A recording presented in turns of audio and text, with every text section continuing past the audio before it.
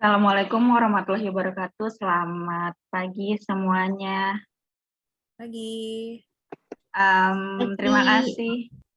Terima kasih sudah setia hadir, untuk yang kedua kalinya. Maaf ya, ganggu waktunya lagi pagi-pagi. Mungkin untuk mempersingkat waktu, kita mulai aja kali ya. Tapi sebelumnya kita foto dulu kali ya. Yang bisa on cam boleh deh on cam. Cuman kalau yang nggak bisa ya udah nggak apa-apa. Yang lain bisa mungkin Mbak Sarah. Kayak lagi pada ribet sih, aduh maaf ya guys. Nggak apa-apa deh, segini aja. Foto ya. Udah siap? Oke. 1, 2, 3. Lagi nggak? Ini gitu. Boleh lah. Sekali lagi ya. Boleh gitu. 1, 2, 3. Yeay, makasih guys. Bentar ya. Aku copy paste dulu.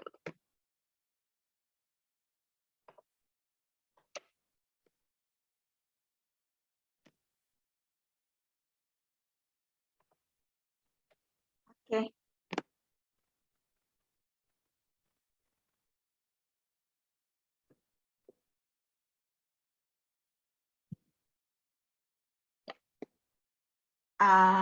Kita mulai aja kali ya.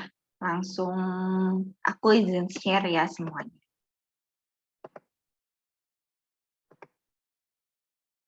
Udah kelihatan belum? Sudah. Oke. Udah.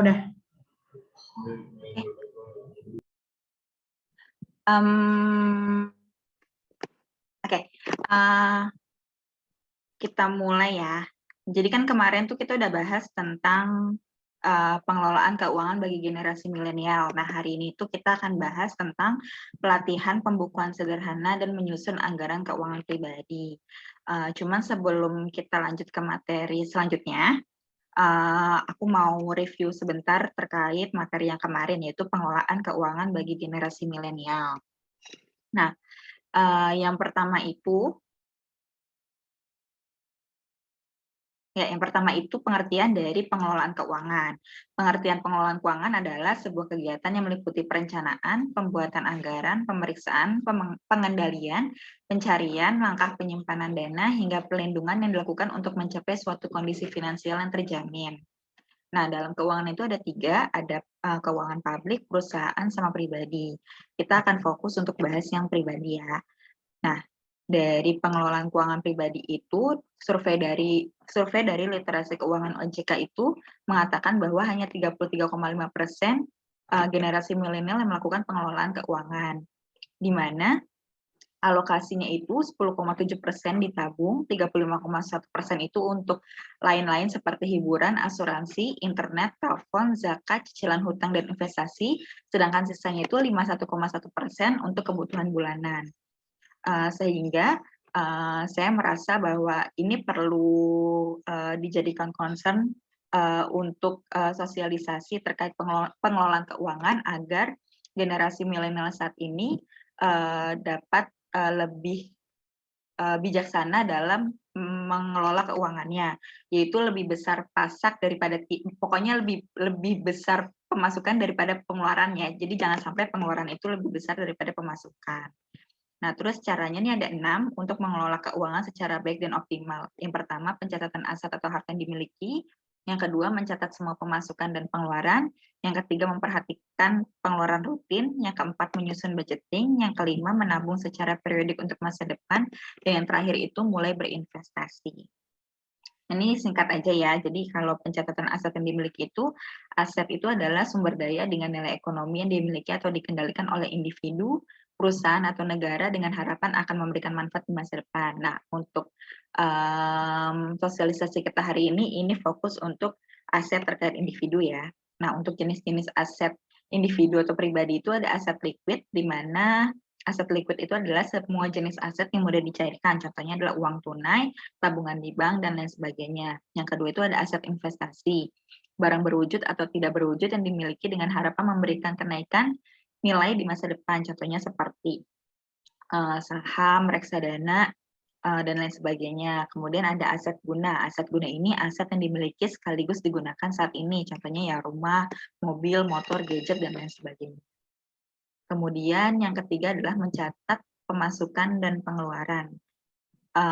Maaf, yang kedua, mencatat pemasukan dan pengeluaran. Itu adalah, kita tuh harus mencatat semua pemasukan dan pengeluaran kita, supaya kita tuh tahu, pemasukan kita tuh apa aja, pengeluaran kita tuh apa aja. Contohnya misalnya, dalam sehari kita ngeluarin uang untuk apa aja nih, misalnya untuk naik ojek online, untuk makan siang, untuk sarapan misalnya, nah itu perlu dicatat.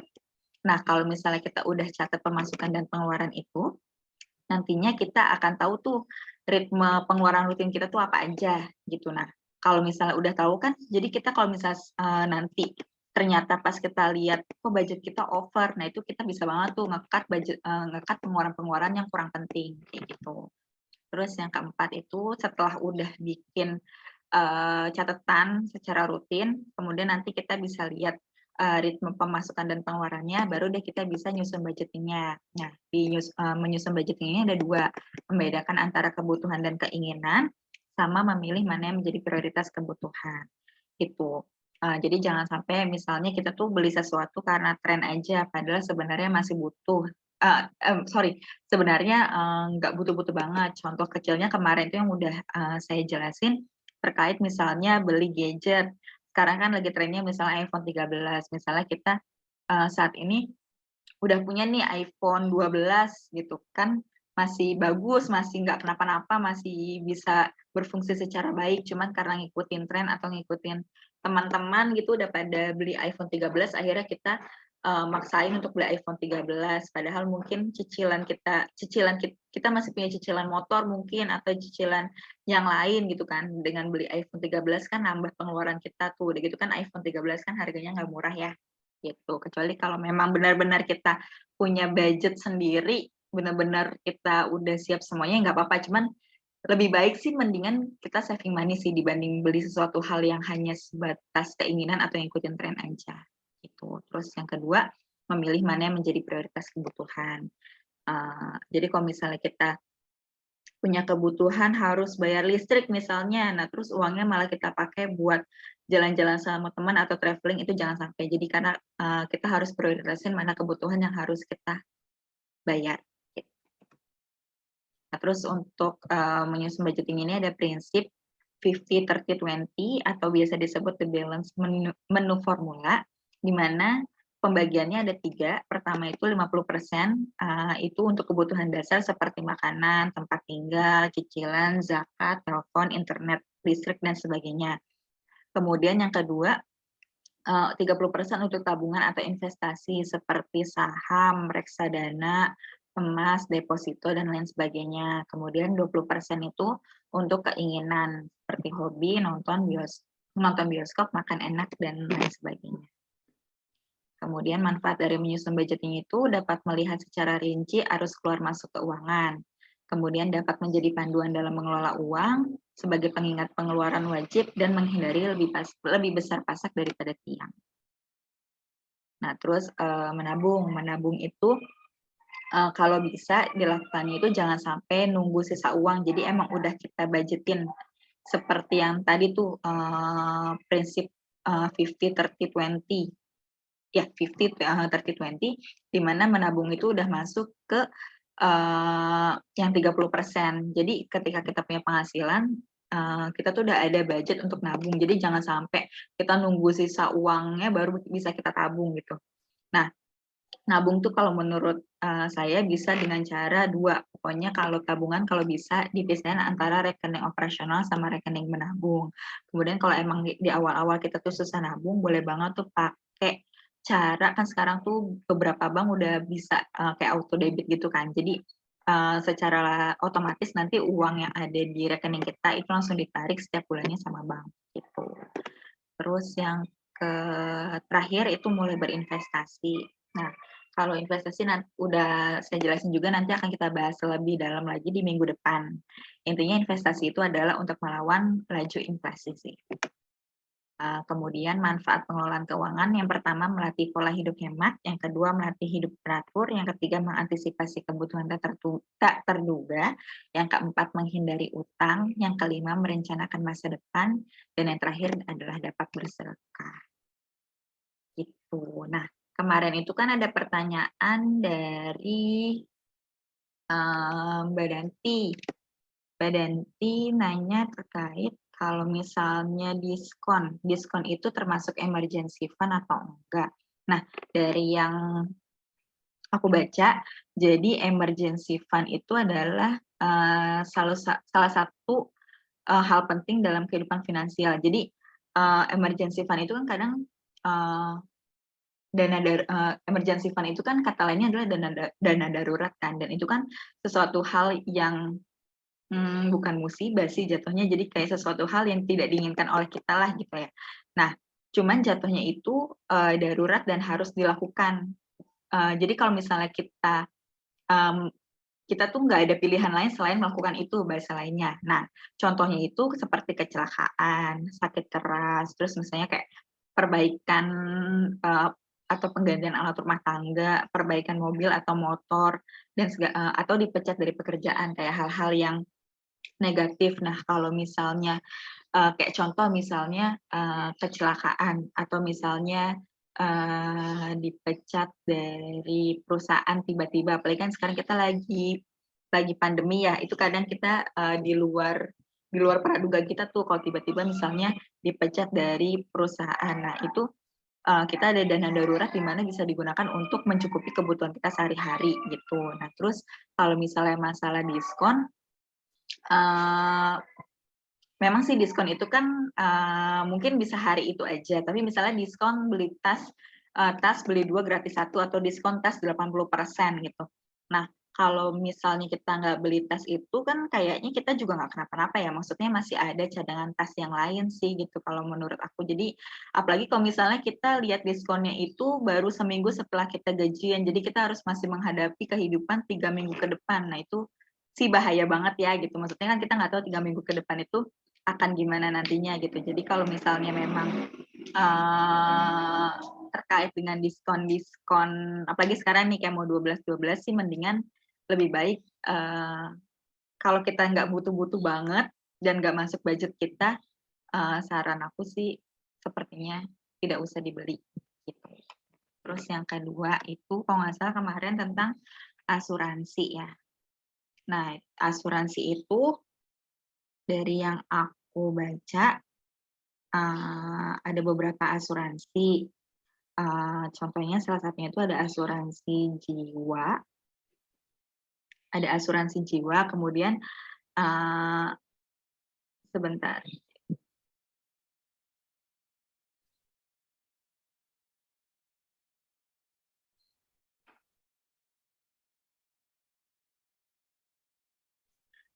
yang pertama itu ada asuransi jiwa, kemudian ada asuransi kesehatan, yang ketiga ada asuransi pendidikan, mungkin buat yang sudah punya anak ya, untuk persiapan anaknya nanti. Terus ada asuransi kendaraan juga, sama ada asuransi rumah. Nah, menurut aku sih itu beberapa asuransi yang kayaknya boleh kita lakuin ya, maksudnya kita bisa pilih beberapa asuransi itu untuk kehidupan kita di masa depannya sih gitu. Terutama kayak asuransi pendidikan sama kesehatan itu kayaknya penting banget sih, kesehatan sih penting banget. Terus kalau untuk punya anak, yang udah punya anak bisa banget asuransi pendidikan. Itu sih. Semoga menjawab pertanyaan yang kemarin.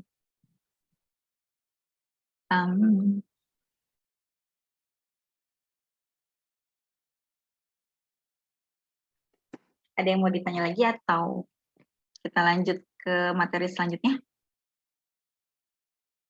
Lanjut aja ya. Lanjut. Oke. Izin share lagi ya.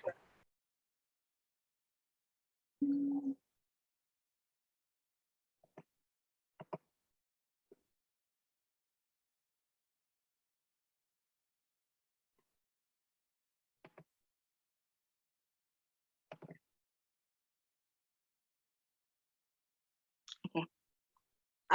Hari ini materi kita kan mau bahas bagaimana membuat pembukuan sederhana sama membuat alokasi anggaran ya. Nah, ini adalah salah satu contohnya sih. Jadi pertama aku mau coba sharing gimana cara kita alokasi anggaran untuk gaji bulanan kita misalnya. Nah, ini sih gambarannya aja, cuma nanti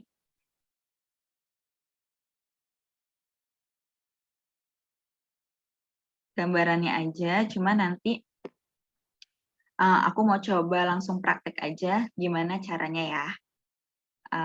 Sebentar aku mau buka yang satunya lagi. Bentar ya.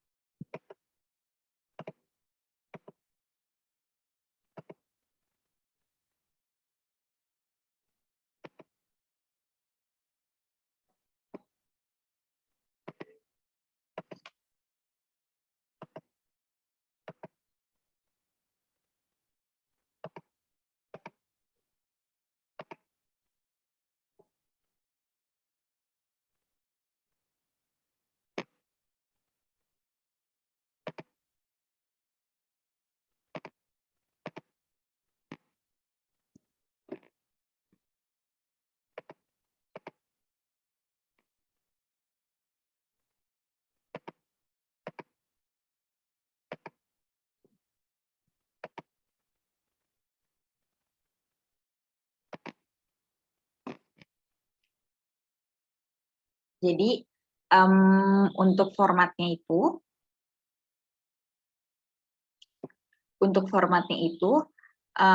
pertama kita butuh penerimaan. Ada penerimaan, ada pengeluaran, sama balance. Nah, di sini aku juga ada bikin lupa, grafik ya. Grafik terserah sih kalian mau grafiknya bentuk apa. Nah, kalau aku nih bentuknya namanya apa sih guys? Bentuk pie ya, bentuk pie gitu untuk mudahin kita biar gampang ngelihatnya. Nah, sebelum ngisi anggarannya kita harus bikin dulu nih formatnya. Nanti bikin total penerimaannya tuh ada apa aja. Terus pengeluarannya itu mungkin lebih ke totalnya, total pengeluarannya apa aja, terus balance-nya itu apa aja. Nah, untuk bikin anggaran itu, format kolomnya bisa dengan nomor, keterangan, alokasi anggarannya berapa, terus total persentase dari anggarannya itu berapa, terus ini anggaran untuk kebutuhan itu berapa, realisasinya berapa, terus sisanya jadi ada berapa. Nah, kita coba langsung praktek aja ya. Misalnya pertama itu, nah misalnya di sini, pertama kita isi dulu nih penerimaannya, misalnya gaji, karena kemarin Mbak Danti ada tanya tentang udah menikah gimana, ini aku coba kasih contoh kalau misalnya udah menikah ya. Jadi misalnya gaji istri 4.500.000 misalnya. Ini kita ambil contoh aja. Nah, kalau misalnya kita bikin guys, grafik kayak gini, maaf, grafik. Nah, itu biasanya dia langsung muncul kalau kita kasih angka. Nah, cara bikin grafiknya gimana? Nanti dulu kali ya, kita coba isi dulu ya. Nah, ini misalnya gaji istri 4.500.000. Terus gaji suami misalnya 6.500.000. Nah, kalau misalnya kalian ada pendapatan lain, boleh banget ditambahin juga pendapatan lainnya apa. Misalnya kalau misalnya pertengahan bulan kan juga suka ada tuh, misalnya di transport atau lemburan tuh boleh ditambahin aja misalnya pendapatan tambahan gitu. Kalau misalnya masih sendiri, masih single, ya udah berarti gaji sendiri aja, nggak usah gaji suami gitu ya. Terus pengeluaran ini nanti kita ambil pengeluaran alokasi pengeluarannya. Alokasi pengeluaran.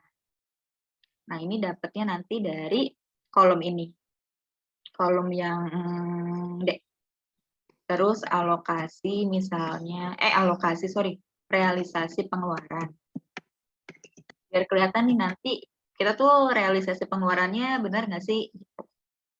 Nah, terus nanti ini untuk balance-nya juga kita ada yang alokasi sama ada yang realisasi. Gitu ya. Rumusnya untuk yang alokasi, rumusnya yang alokasi itu penerimaan dikurang sama alokasi pengeluaran. Kalau yang balance yang realisasi itu dari penerimaan dikurang sama realisasi pengeluaran. Gitu ya. Nah, terus baru nih kita coba isi yang kebutuhan dasarnya. Kita isi yang pengeluaran-pengeluarannya. Nah, yang pengeluarannya itu kan kita kan coba pakai yang tadi udah dijelasin sebelumnya, di materi sebelumnya itu kan ada prinsip 50, 30, 20. Nah, 50%, 30%, 20%. Nah, ini kita coba nih, kita bagikan ada kebutuhan dasar, tabungan investasi, sama keinginan. Cuman di sini aku coba tambahin dana darurat ya. Dana darurat itu dapat dari, kan kita keinginan tadi 20% tuh. Nah, kita bagi 2 aja. Jadi keinginan 10%, dana darurat 10%. Gitu. Kita isi dulu nih persentasenya. Kebutuhan dasar limitnya itu kita harus 50%. Terus tabungan investasinya berapa tadi? 30% ya. Terus dana daruratnya itu 10%. Kemudian keinginannya juga 10%. Nah, ini totalnya nih. Ini totalnya kalian fleksibel ya, boleh di atas atau boleh di bawah. Cuman kayaknya nih aku lebih enak di atas, biar kelihatannya lebih gampang. Nah, ini ada totalnya nih. Limitnya 100%. Itu didapat dari kebutuhan dasarnya 50%, tabungan investasi 30%, dana darurat 10%, sama keinginan 10%. Nah, setelah udah isi ini, baru kita isi nih kebutuhan dasarnya itu apa aja. Contoh misalnya pertama mungkin kita biaya listrik ya.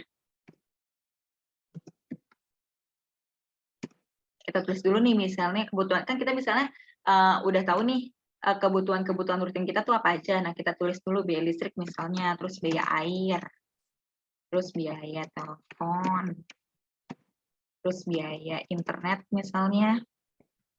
Biasanya ada ya wifi ya. Terus biaya internet, kemudian biasanya bentar.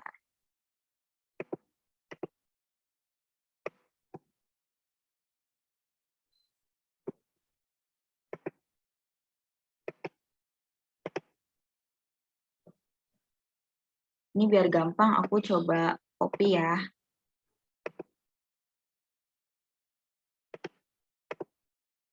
Dari yang dataku.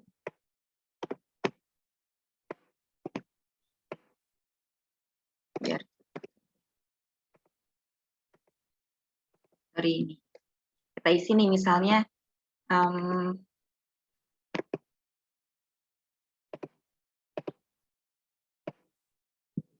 kita isi ada kebutuhan dasarnya, misalnya kita kasih orang tua. Terus misalnya ada cicilan nih, contohnya cicilan mobil ya misalnya. Terus ada biaya listrik, biaya air, biaya telepon, biaya internet, biaya bensin kendaraan, biaya servis kendaraan, biaya belanja kebutuhan dapur misalnya, terus biaya galon air minum. Nah, ini contoh aja ya. Nanti kalau misalnya kalian ada tambahan-tambahan, boleh banget ditambahin aja ke kebutuhan dasar. Terus yang kedua ada tabungan dan investasi. Ini contohnya misalnya saham, terus emas sama tabungan. gitu ya. Terus dana daruratnya tulis aja misalnya dana darurat. Dana darurat. Terus keinginannya ini fleksibel misalnya traveling atau nonton bioskop atau jajan mahal. Nah, ini udah kita isi nih keterangannya apa aja. Nah, baru nih kita alokasiin. Nah, sebelum alokasi supaya lebih enak, ini kita bikin ininya dulu ya, apa namanya, grafiknya dulu. Cara bikin grafiknya, kita bandingin aja antara total penerimaan sama pengeluaran. Gitu. Nah, ini perbandingan untuk alokasi dulu ya, realisasi belum. Jadi kita bandingin antara total penerimaan sama total alokasi pengeluaran.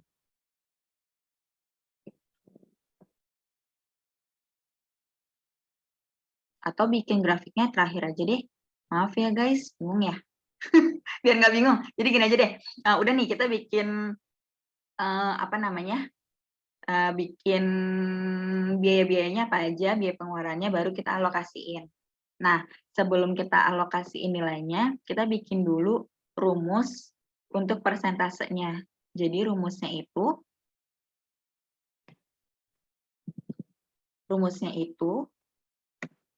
jumlah total alokasi untuk ini karena aku kategoriin jadi gini ya, untuk yang alokasi dibikin dulu sum jumlahnya. Jadi misalnya masing-masing kategori itu ada jumlahnya. Nah, kayak kebutuhan dasar nih dijumlahin dulu sum untuk nah dia sumnya itu untuk yang kebutuhan dasar aja dijumlahin dulu. Terus tabungan investasi juga dijumlahin dulu, saham, emas, tabungan. Terus dana darurat juga dijumlahin dulu, keinginan juga dijumlahin dulu. Nah, setelah itu baru kita bikin persentasenya. Nah, cara bikin persentasenya itu sama dengan jumlahnya dibagi sama total penerimaan. Nah, supaya dia nggak gerak, kita kunci aja total penerimaannya. Sorry. Kita kunci aja total penerimaannya. Terus dikali sama 100 dibagi 100. Nanti keluar nih persentasenya. Nah, terus dikasih rumus juga buat yang kategori tabungan dan investasi. Sama juga caranya. Terus yang dana darurat juga, keinginan juga. Terus coba kita masukin aja misalnya untuk orang tua ya. Bentar.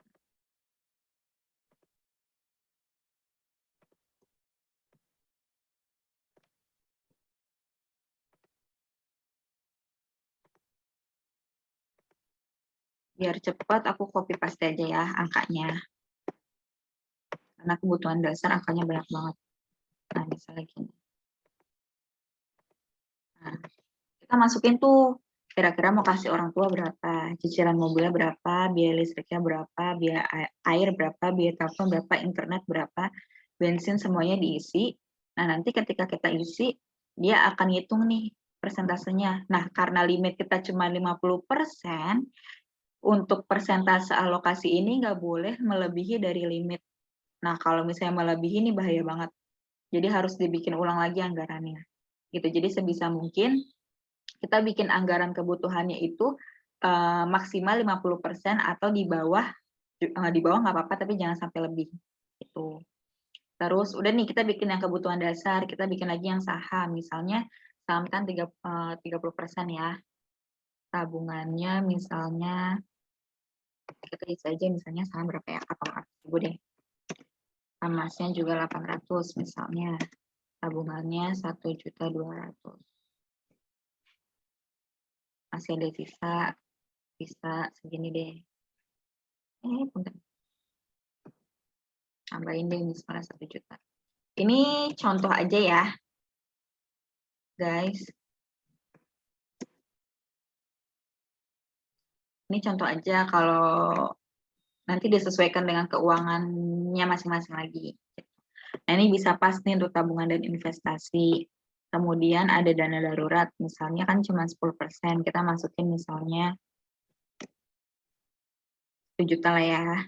Terus traveling misalnya kita masukin 800.000.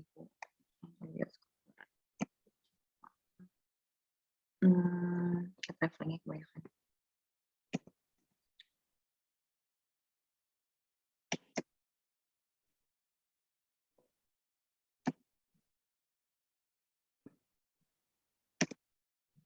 Nah, oke. Udah pas nih. Udah, terus habis itu, oh ya, lupa, biasanya ada zakat. Zakat boleh dimasukin ke kebutuhan dasar. Coba ya, tambahin deh. Zakat penghasilan ya.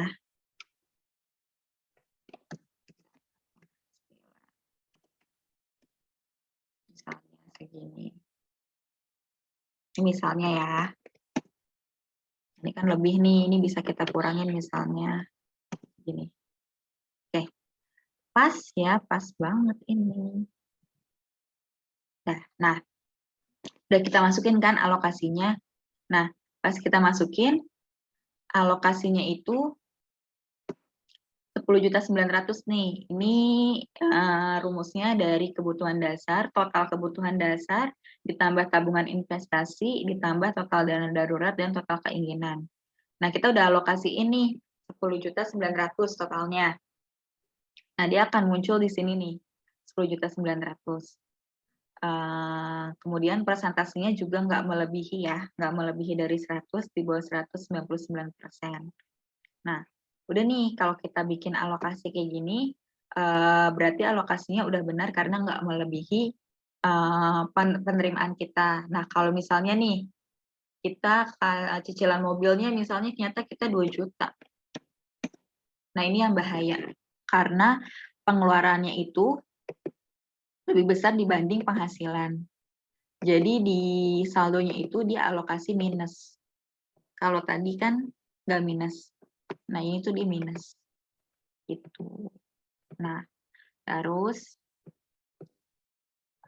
kalau misalnya kalian mau bikin grafik untuk mudahin kalian, itu caranya bisa dengan gini, total penerimaan, terus kalian klik yang total penerimaan, sama klik yang total alokasi pengeluaran. Terus kalian pilih ke insert, pilih mau yang mana. Terserah sih, ini banyak grafiknya, cuman ini aku kasih contohnya yang bentuk donat ya.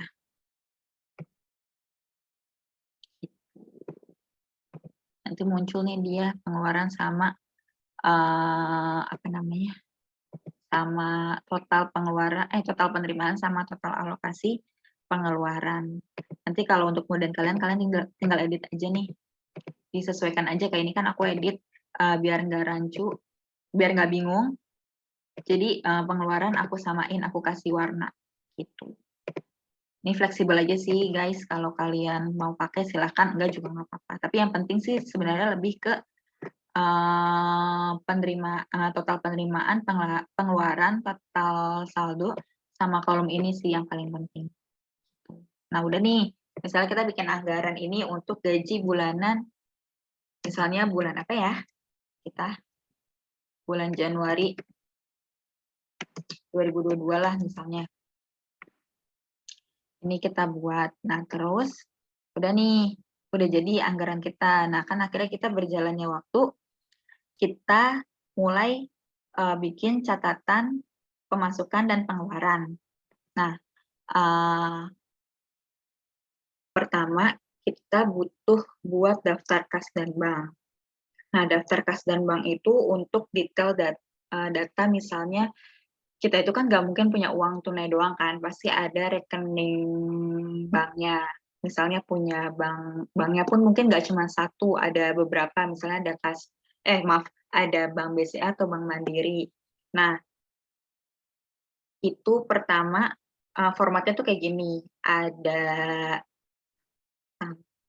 maaf, ini tanggal nggak perlu, hanya keterangan saldo awal, penerimaan, pengeluaran, sama saldo. Nah, untuk formatnya sendiri sebenarnya fleksibel sih. Kalian maunya gimana? Cuman kalau bisa itu pokoknya ada kolom keterangan, saldo awal, penerimaan, pengeluaran, sama saldo akhirnya. Oke, kita coba contoh ya. Tadi kan alokasi anggaran itu kita misalnya atas nama Chelsea Olivia ya. Kemudian untuk nama formatnya itu daftar kas dan bank periode Januari 2022. Misalnya kita punya tunai kas, kas tunai.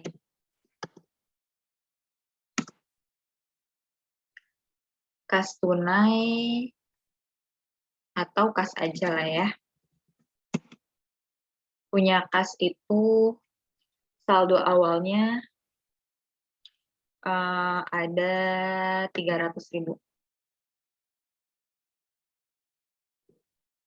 200.000 aja deh. Kemudian ini dikosongin dulu aja, karena ini kan saldo awalnya ya. Jadi saldo awal periode Januari itu kita kasnya ada 200.000. Kemudian untuk Bank BCA misalnya kita ada 4.200.000. Kemudian Bank Mandiri kita ada 10 juta. Gitu ya. Terus boleh nih kita, nggak usah deh nanti aja. Nah, ini kita awal itu ada segini untuk awal Januari 2022. Kemudian kita langsung masuk aja nih ke yang pemasukan dan pengeluaran.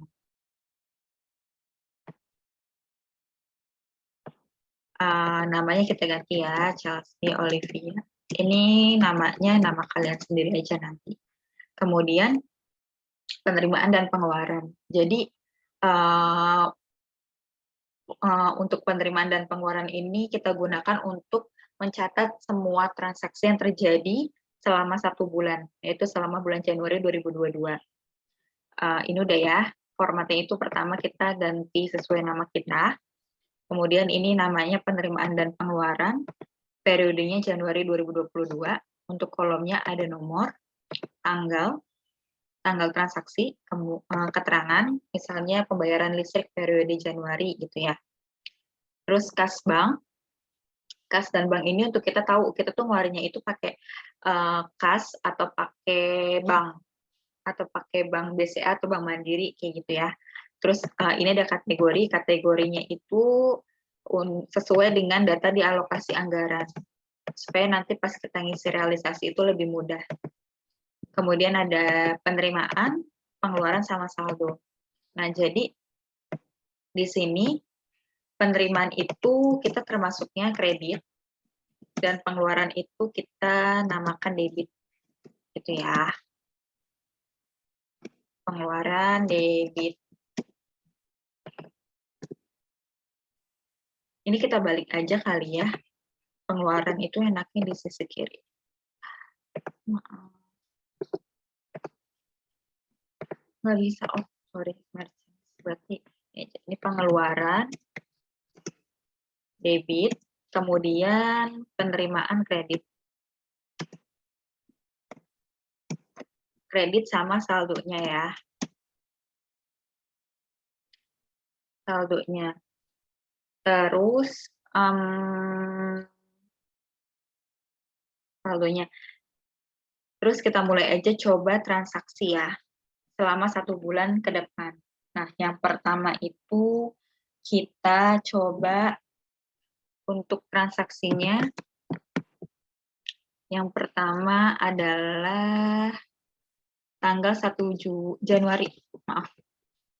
Tanggal 1 Januari 2022 menerima gaji periode Desember 2021. Pakai Bank BCA, kategorinya itu gaji, pengeluarannya berarti ini penerimaan ya. 0, penerimaannya berarti 11 juta. Nah, saldonya ini pertama masih 11 juta. Oke. Terus yang selanjutnya misalnya 1 Januari 2022. Kita membayar listrik, berarti pembayaran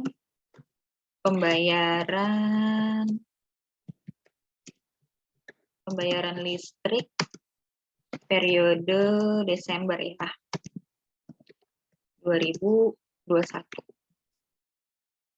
Itu pakai Bank BCA juga, masuknya ke kategori biaya listrik.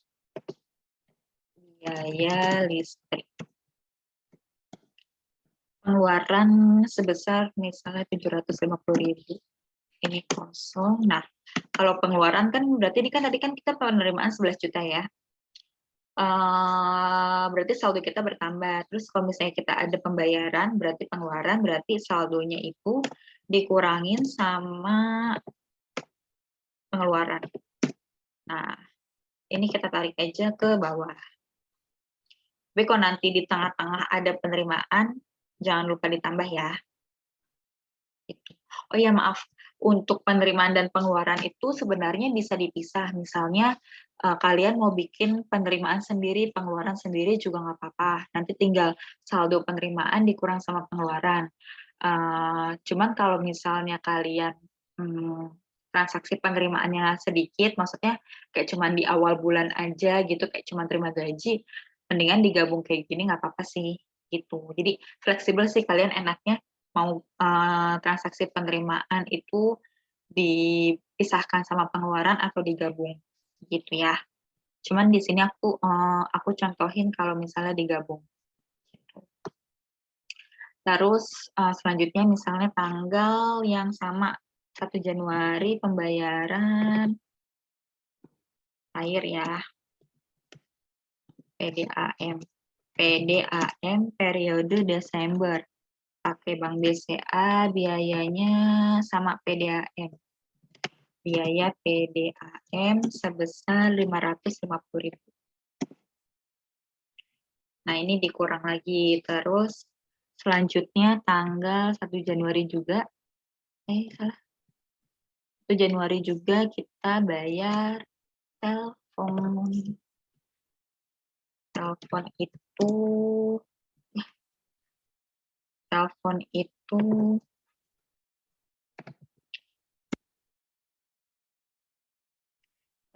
itu bayarnya pakai Bank BCA. Bank BCA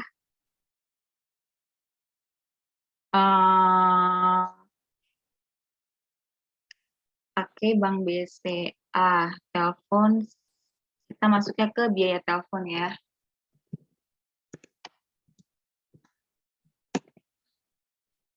Biaya telepon sebesar 120.000. Ini kita kosongin, kemudian selanjutnya itu kita 1 Maret 2022. 1 Maret. Kok 1 Maret sih? Maaf, nggak konsen. 3 Januari 2022 itu memberikan kepada orang tua misalnya ya.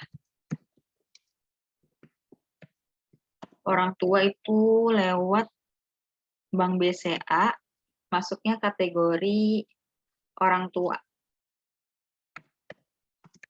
Kategori orang tua sebesar 1 juta. Kemudian selanjutnya itu kita membayar zakat penghasilan, misalnya tanggal 4 Januari. 4 Januari 2022 membayar zakat penghasilan sebesar 150.000. Itu pakai kas. Membayar zakat penghasilan itu berarti kita masuknya ke zakat penghasilan ya. Zakat penghasilan 150.000. Kemudian kita di tanggal 5 Januari. 5 Januari 2022 itu ada membayar biaya internet first media misalnya. Periode Desember 2021 bayarnya pakai Bank BCA, masuk ke biaya internet.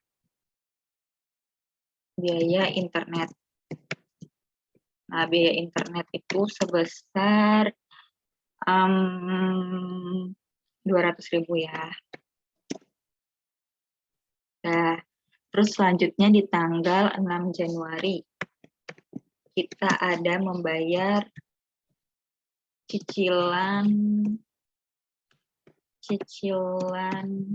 mobil periode Januari 2022. Ini bayarnya juga pakai Bank BCA, dia masuk ke cicilan mobil sebesar 1 juta.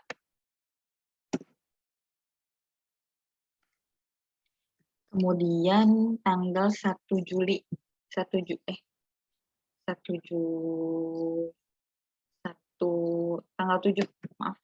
Januari 2022 itu kita ada transfer tabungan ke Bank Mandiri.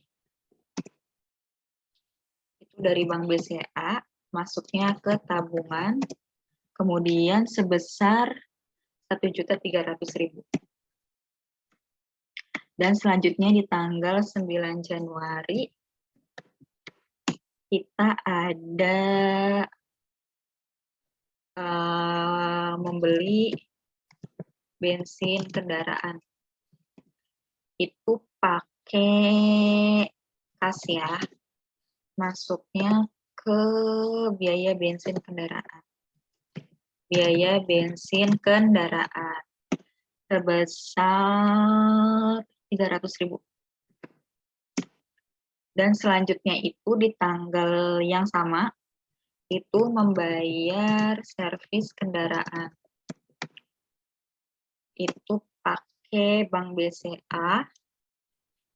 Bank BCA masuknya biaya servis kendaraan sebesar 400.000. Kemudian di tanggal 10 Januari ada membayar galon air minum. Membayar galon air minum. Itu dibayarnya melalui kas,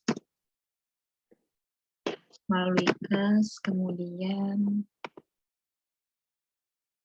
biaya galon air minum.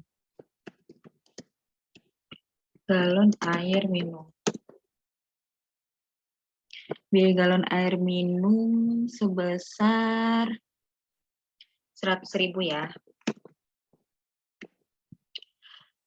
Terus tanggal 12 Januari 2002 ada membeli saham.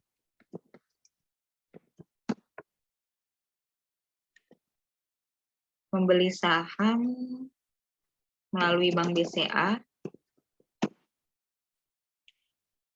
masuknya ke saham sebesar 900.000.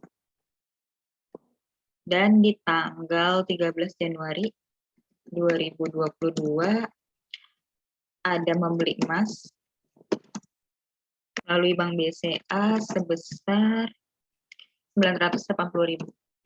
Salah. Emas 980.000. Lalu di tanggal 15 Januari 2020 ada membeli belanja bulanan di Naga Swalaya. Telat banget ya baru belanja. Ini ceritanya ya, misalnya aja. Secara tunai. Nah, ini membeli belanja bulanan itu biaya belanja kebutuhan dapur. Biaya belanja kebutuhan dapur sebesar 550.000. Dan di tanggal selanjutnya kita bikin 18 Januari. Ceritanya menonton bioskop di XX1 Arekon Mall Bekasi. Itu pakai Bank BCA. Bank BCA untuk nonton bioskop. Nonton bioskop kan ya? Ya, nonton bioskop.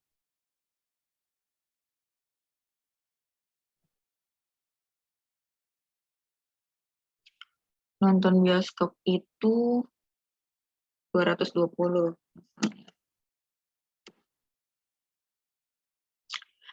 Terus di tanggalnya sama jajan mahal. Jajan mahal pakai Bank BCA juga, alokasinya jajan mahal. Jajan mahal itu sebesar 275.000. Kemudian di tanggal 23 ya. Maaf salah. Tanggal 23 Januari 2022 kita ada jalan-jalan ke Bandung. Ke Bandung, Bank BCA masuknya ke traveling. Traveling sebesar 500.000. Terus tanggal 27 Januari, misalnya ada tiba-tiba memperbaiki TV yang rusak. Nah, ini pakai dana darurat nih. Dana darurat. Pakai dana darurat sebesar 650.000. Dan di terakhir nih, 31 Januari 2022. Itu kita membeli kebutuhan dapur di Alfamidi. Bank BCA masuknya ke, nah ini kita kategorinya sama ya, kayak membeli belanja bulanan di Naga Swalayan, ini kita masukin ke biaya belanja kebutuhan dapur. Itu sebesar 150.000. Oke. Ini kita delete aja.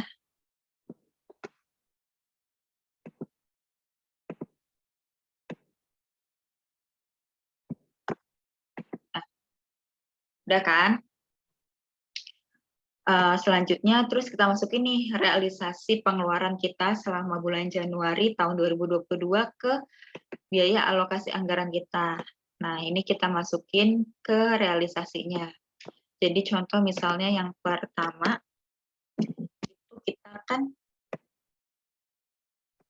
ini menerima gaji masuknya udah ke penerimaan ya. Terus ini pembayaran listrik 750, kita masukin ke biaya listrik.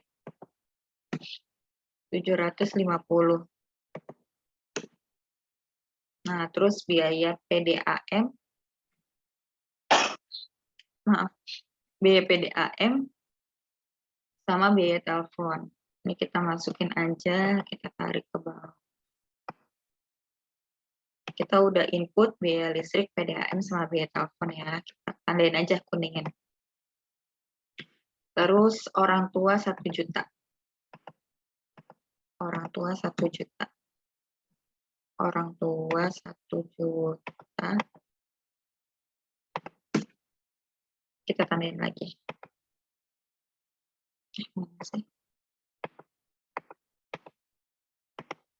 Orang tua 1 juta. Oke. Terus biaya internet. Biaya internet. Maaf, salah. Zakat penghasilan. Zakat penghasilan kita zakat penghasilan. Kemudian, maaf, salah. Zakat penghasilan, kemudian biaya internet. Biaya internet itu 200.000. Kemudian cicilan mobil ya. Cicilan mobil 1 juta. Lalu cicilan mobil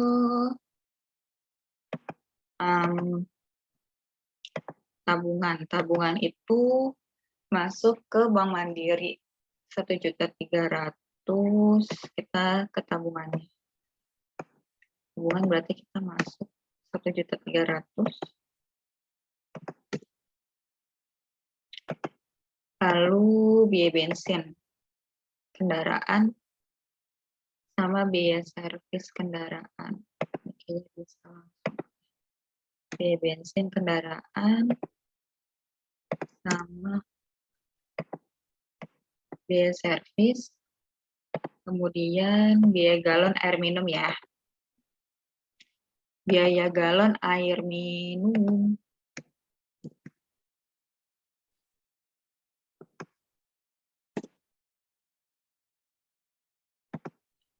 biaya galon air minum, terus kita ada beli saham sama emas. Saham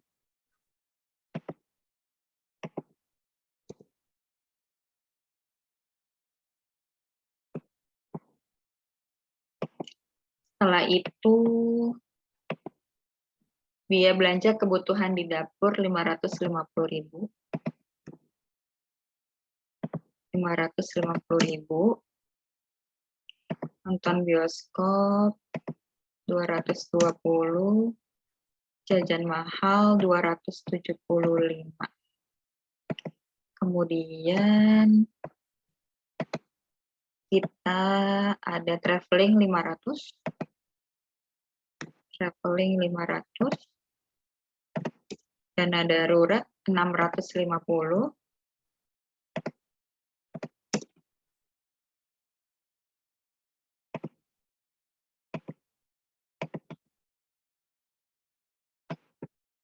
Dan yang terakhir biaya belanja kebutuhan lagi. Itu berarti kita tambahin aja.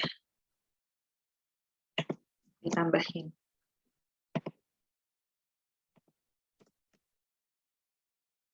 Oke. Nah. Realisasinya gede banget. Oh, sorry. Ini. Jadi realisasinya itu dijumlahin semuanya. Total pengeluaran kita. Gitu ya. Ditambahin. Jadi 10.095.000. Nah, jadi kita tuh alokasi, ini jumlah alokasi realisasi. Nah, kalau kayak gini bagus nih. Kok alokasinya 11.900.000? Oh, sorry, tadi kan kita kasih contoh kalau itu ya, maaf. Ini kita ubah jadi 1 juta. Nah, iya, jadi kan alokasinya kan 10.900.000 nih. Limit kita 100, dari 100%, ternyata alokasi kita cuma 99%, yaitu 10.900.000. Nah, untuk alokasi harus di bawah maksimal, untuk alokasi maksimal sesuai dengan pendapatan yang kita, penghasilan yang kita dapatkan selama sebulan itu. Jangan sampai lebih. Nah, untuk realisasinya, ini kita termasuk bagus karena di bawah alokasi, tidak melebihi gitu. Jadi kayak contoh misalnya ini kan orang tua, ini kebetulan sama ya. Nah, kalau misalnya di alokasinya segitu dan realisasi kita segitu, berarti kita nggak ada sisa nih. Nah, kalau misalnya kayak gini nih, biaya listrik, kita alokasi 800, ternyata realisasinya hanya 750.000, berarti kita ada lebih 50.000. Nah, cuman kalau kayak PDAM nih bayar air kita alokasi 500, ternyata realisasinya 550.000. Nah, ini berarti nanti akan muncul minus 50.000 gitu. Nah, kalau misalnya yang kosong-kosong berarti sesuai dengan alokasi kita. Gitu ya. Terus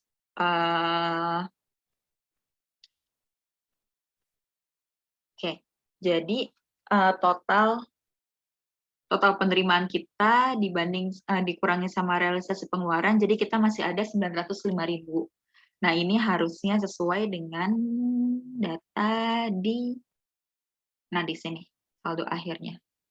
Ini kita bold aja deh sama double underline. Nah, saldo terakhir itu 905. Sesuai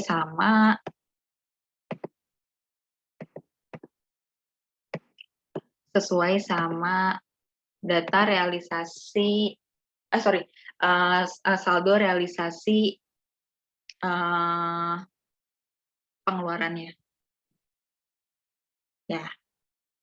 Saldo akhir dari total penerimaan dikurang sama realisasi pengeluaran. Terus selanjutnya list kas bank. Nah, list kas bank itu kan tadi kan kita ada pemasukan. Nah, ini kita filter nih list kas banknya. Misalnya pertama yang kas dulu. Kok ada tunai ya?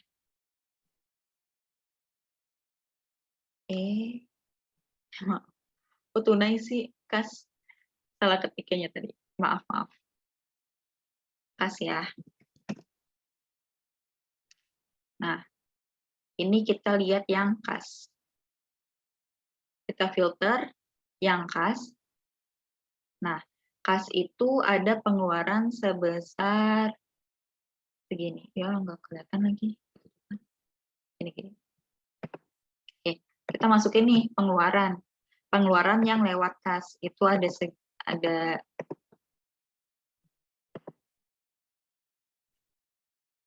maaf, bentar.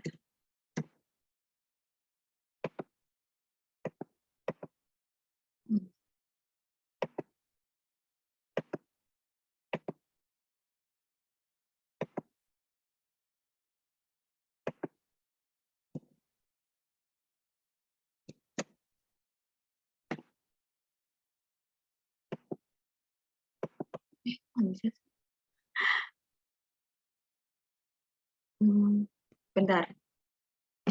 Hitung manual ya. Ini nggak kelihatan. Gimana sih caranya?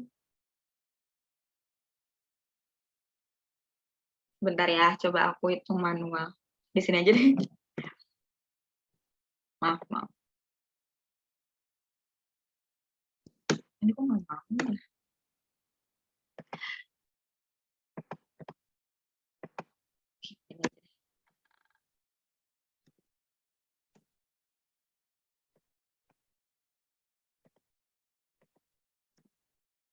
Ini ditambah ini.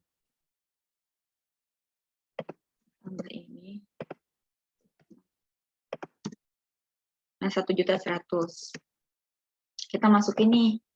Di sini pengeluarannya itu kas 1.100.000 selama bulan Januari itu. Terus kita kurangin saldo awal dikurang sama pengeluarannya.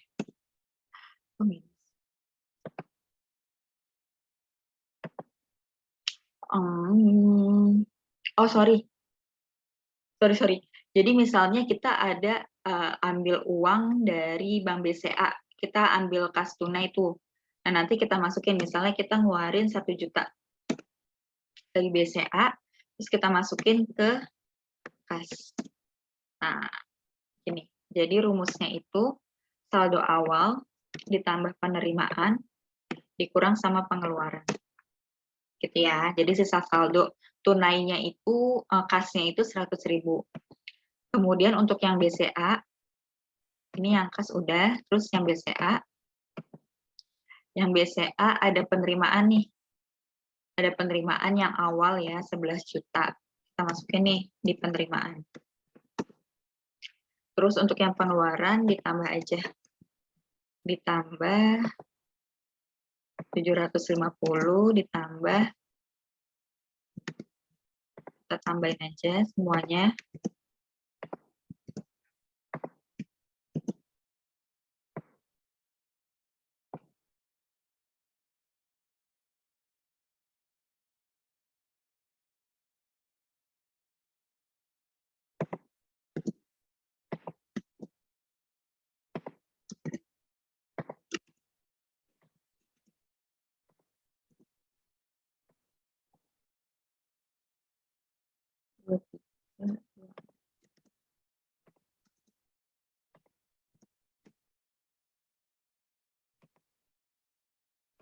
Oke, terus kita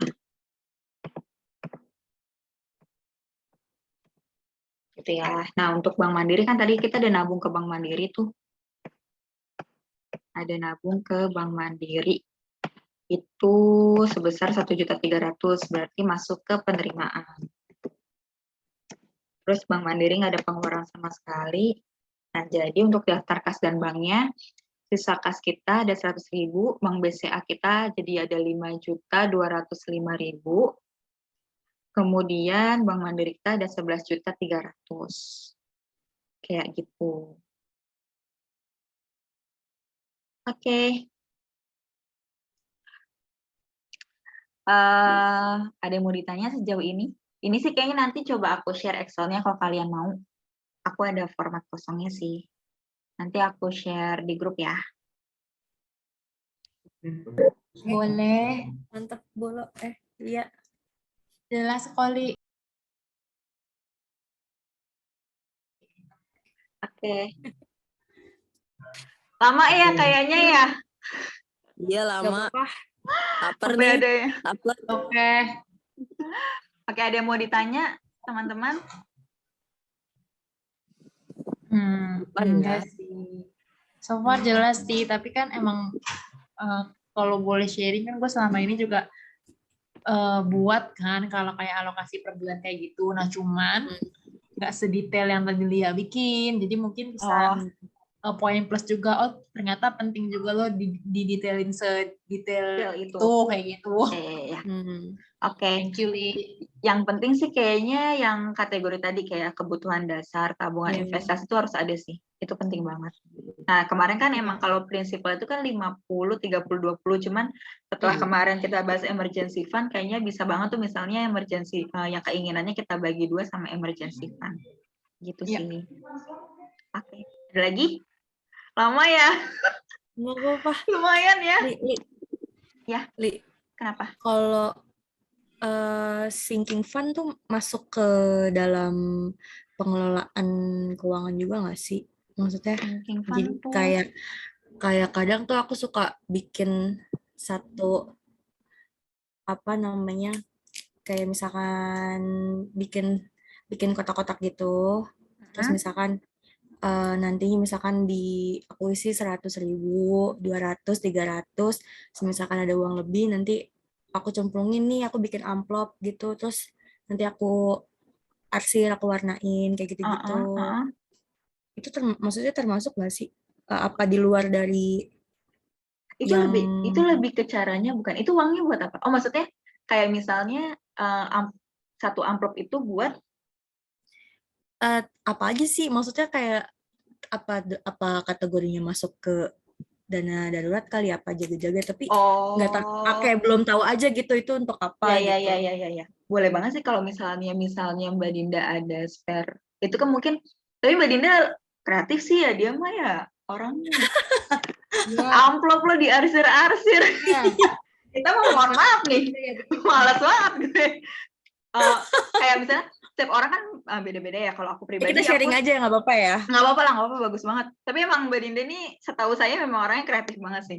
Nah, kalau misalnya Mbak Dinda kan emang punya kelebihan kreativitas tuh, suka misalnya, dan maksudnya berarti ada dana untuk tunai. Nah, ini juga kayaknya tunai juga perlu banget ya. Aku tuh kadang males banget megang tunai, sedangkan kadang misalnya kayak naik motor kan, harusnya kan megang tunai. Nah, itu tuh aku kadang sering banget nggak megang uang tunai. Itu juga salah satu yang harus diperhatikan juga sih. Karena memang kalau aku pribadi tuh kadang kalau misalnya udah pegang tunai, kadang suka nggak kekontrol tuh, suka jajan ini Oh itu, iya jajan bener itu. sih. Jadi emang tipikal anak yang udahlah pokoknya di rekening aja. Jadi kalau misalnya jajan, kadang jajan kayak gorengan kan nggak mungkin bayarnya pakai rekening kan. Jadi kalau misalnya punya tunai, nggak apa-apa lah, cuman goceng, cuman ini. Nah itu tuh yang agak-agak bahaya, makanya aku jarang megang tunai kan. Cuman kalau misalnya emang Mbak Dinda kreatif sekali anaknya gitu ya, terus emang suka megang tunai, itu nggak apa-apa banget sih. Mungkin itu bisa dimasukin kategori dana darurat, atau boleh juga dimasukin sebagai keinginan gitu kan. Itu kan